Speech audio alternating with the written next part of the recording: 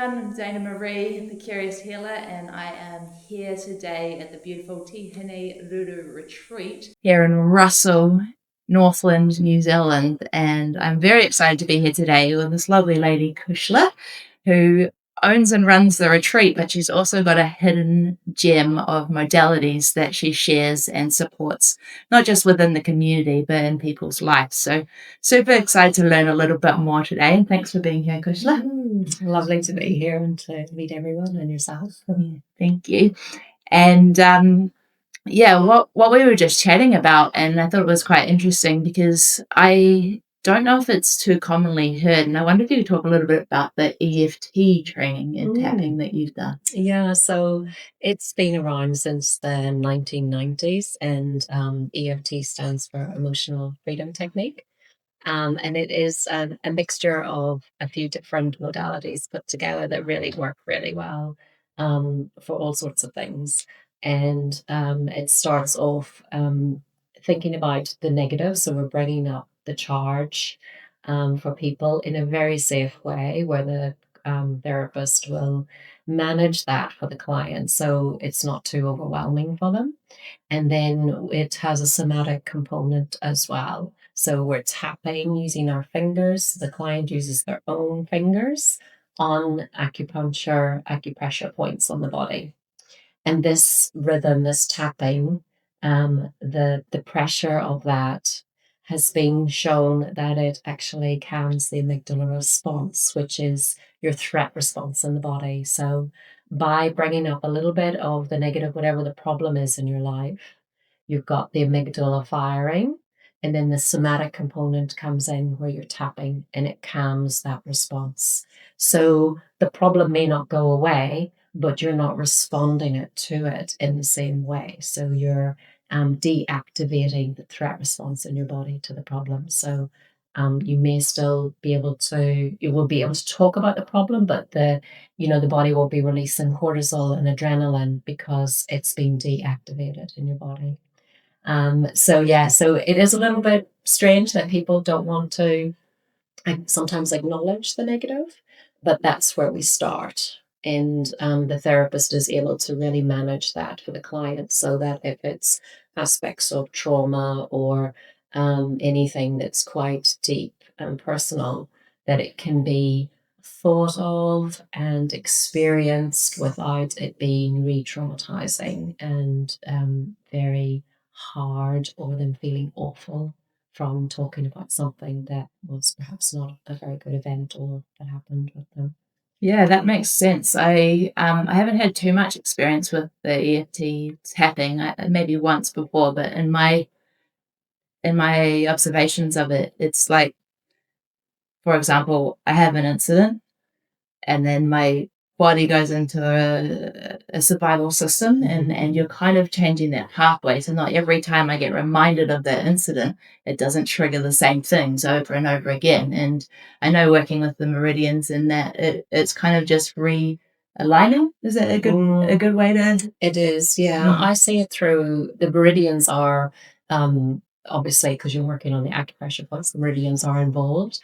And I also could view it through a nervous system dysregulation lens and a polyvagal lens as well. So if, for example, you are thinking about something and it's making you feel really shut down and like sad and depressed, then the tapping will start to energize the body again.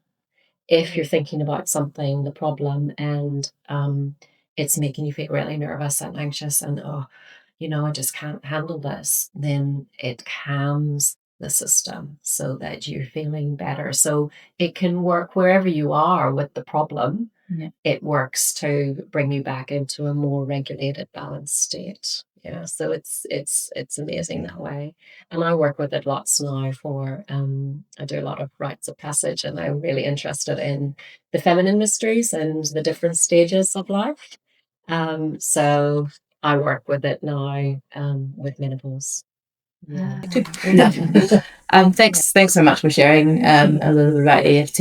I know it's it's out there, but it's not as common a modality as, or for me, for example, I don't find as many EFT practitioners as I might in some of the other modalities that exist. So it's quite interesting to learn a little bit more about how some of these techniques really do support your system and its way that it reacts or its way that it's responding to a problem or a circumstance or anything like that. Yeah. Yeah, and I think that's why it's a great idea to go and try different alternative therapies, because then you can really know for yourself internally, is this right for me right now? You can have all the scientific evidence to say something is brilliant for this or this, but it really needs to come from that place of self going, yes, this is what I need right now. The EFT has been around maybe, I don't know, nearly 40 years now, I think. It was 1990s sometime.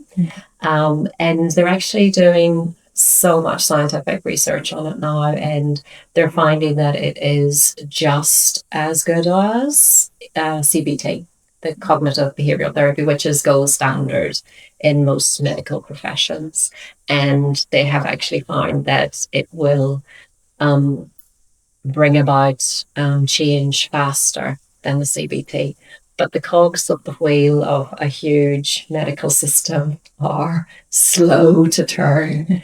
And so to take out a whole modality and bring in a whole different one that may perhaps be better takes a long time. So yeah, hopefully in the near future we'll see EFT being offered as well as CBT or instead of.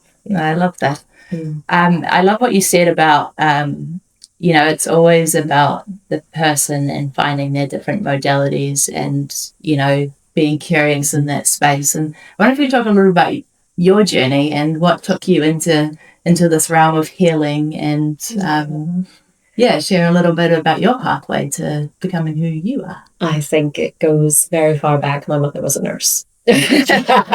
So, and she looked after everyone. And so, just being a child, you just go along with your mom wherever she's going. And so I was doing lots of things, looking after people very early. I looked after both of my grandparents when they were sick and ill in their 90s with my mom. And so it's just something that I've always done. So I was very good at it very early on. And then, you do those silly, well, not so silly, but you do those career questionnaires, like in sixth form. And I did it, and it came out that, I should be a psychologist. So I chose a psychology degree, which wasn't a bad bet, to be honest. Like, it was the study of behavior, and I love working with people. That's what really, really inspires me. I like being with people and seeing the development of a change, and empowering people to move into that space for themselves. So I'm only there for a short while they need a little bit of help, and then they're off and they're, they're away. So that's kind of what, So, I was heading down the road of educational psychology, and I'd done, 6 out of the 7 years. And the education system just wasn't quite right for me. I think I'm better in smaller spaces where I can move and change really fast. And that was, again, a big wheel and a slow cogs and slow turn.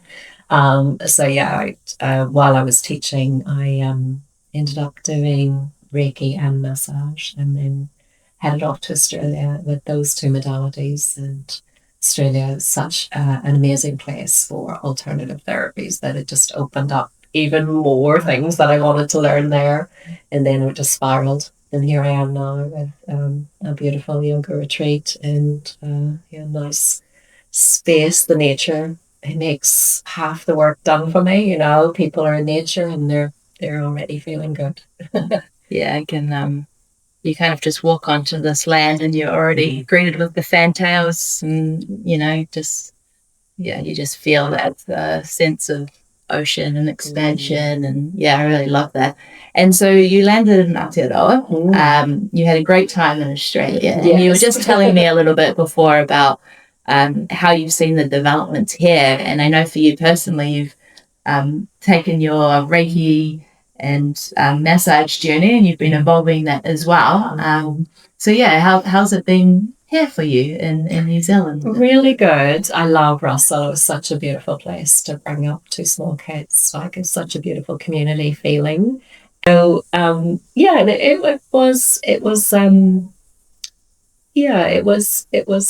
I guess I had lots to be able to bring to this community, which was really nice. Setting up yoga spaces for the community, doing lots of more earth-based and feminine-based work. I had a beautiful 7 years with about 10 women in this community and their children and their daughters, doing Moon Mother, Moon Daughter groups every month. So that was a very special journey for me and for them, where we really supported each other. And through all of us, like that community collective, we were able to give our children what they needed. So that was very beautiful. Yeah, and then also providing space for people from other countries to come to and enjoy Aotearoa, and all the beautiful nature in New Zealand as well has been really special too. So yeah, I love my work. I love what I do. I love that. Yeah. And I'm seeing on your list of modalities, you're still keeping a little bit of your Irish bloodline in here, and you're working Irish shamanic healing. And now I haven't actually come across that in New Zealand yet, so I'd love for you to touch on a little bit about what's that. Well, I always say that it's so ironic that I've been doing energy healing now since I was 23. So it's like 25 years, and the last one that I find is the Irish one. So I did Reiki, I did all the Indian chakra work, and then found the Irish one. So I feel right at home with that. Yeah. So it moves into it's very pagan oriented, so really working with the land and the earth energies, which suits me. It's directional, so we're thinking about the elements in their direction. So the north, the south, the east, and the west. So you're in a paradigm and in almost like an energetic grid at all times with this. It also delves a little bit into the mythology in Ireland as well, which is huge, ancient, and their idea or our idea of healing called Imbas, which is divine inspiration. And so it's really Imbas, yeah. So we're channeling the energy of the land to provide healing for clients. Yeah. And in particular, I work with the energy of a river in Ireland, the River Boyne, which has a beautiful mythology about the goddess Bowen throughout that. And it works well because I mainly work with women through different stages of life and their passages through that. So yeah, it is a gorgeous modality, and we kind of come a little bit into any ancestral energies that may be affecting somebody, that if they have a problem, that there's something that's beyond them that is attributing to their problem. And sometimes it can be just something like a past relative, whatever, that had an effect for them, and then they kind of didn't get it changed in their lifetime, and the younger child, whatever, picks that up, and you carry something on for someone else, and you just need to set it down again. So we work through all those kind of more ephemeral, energetic aspects of a problem or a disease or a belief or an emotion that's affecting you. So it's a little bit more upstream, but it certainly has the knock-on effect all the way through to even the physical body. And it's kind of where I like to work. I like to work at the origins of things. When you come back to when you come to the physical, it's so manifested, like it's really concrete. It's harder to move. Yeah. Whereas if you work all the way up here, it's gone very fast. Yeah, I love that, and I know. It's maybe not everyone to have their headspace around what that means.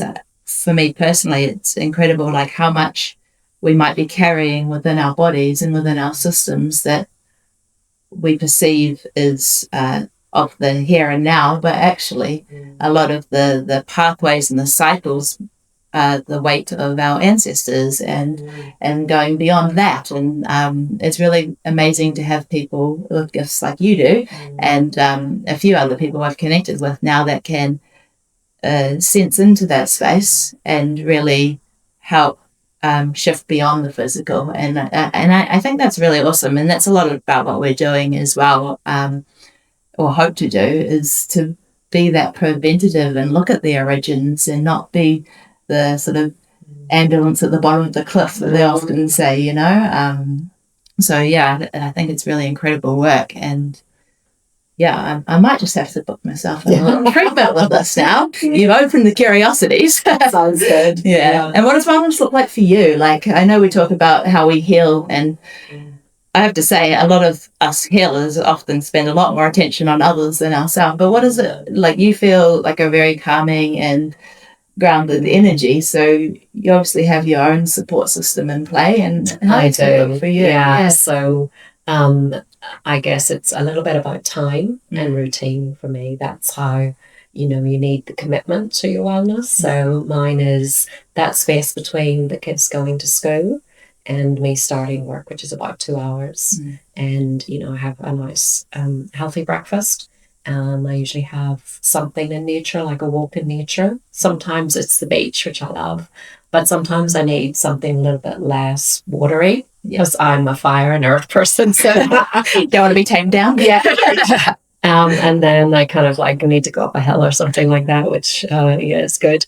And then my yoga practice. Yeah. So being in the body for me is the place where I come home to, and everything just gets washed out there. And just sensing. And it doesn't have to be a strenuous practice. Like, as you said, I'm quite calm, so I'm like that. If you know the Ayurvedic, I'm quite kapha, so earthy.